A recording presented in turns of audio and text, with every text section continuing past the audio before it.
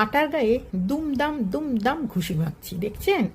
ঘুষিটা মেরে যা ভালো লাগলো না। আসলে আটাকে কেন এত ঘুষি মারা হয় জানেন? প্রথমে আটাকে জল দিয়ে খুব ভালো করে, যেরমভাবে রুটি বানাই আমরা, রুটিতে যেরমভাবে মহিলারা বা পুরুষ মানুষেরা মেখে থাকি, সেইভাবে প্রথম আটাটা মেখে নিচ্ছি। কিন্তু আটা ও ময়দা মাখার মধ্যে একটা পার্থক্য আছে। আটাকে ঘুষি মেরে এরকম করে করে মাখতে হয়, আর ময়দাকে অন্যরকমভাবে, সেটা অন্য দিন বলবো। তবে আটাকে ঘুষি মারা হয় এই কারণেই, কারণ আটাতে থাকে ফাইবার, আর যে খাবারে ফাইবার থাকে তাকে কিন্তু ঘুষি মেরে মেরে ফাইবারটাকে ভাঙতে হয়।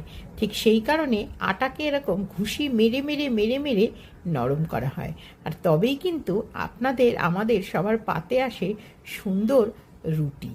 আর সেটা সফট করার একটা প্রধান কারণ হচ্ছে ফাইবার যত ভাঙতে পারবেন তত কিন্তু রুটি সুন্দর হবে। আর মাখার পরে একটু একটু করে জল দিয়ে দিয়ে আবারও নরম করতে হবে, ঘুষি মারতে হবে, আর ফাইবারটাকে ভাঙতে হবে। তাহলে এটা বোধহয় সবার জানা ছিল না, আজকে জানা হলো তো।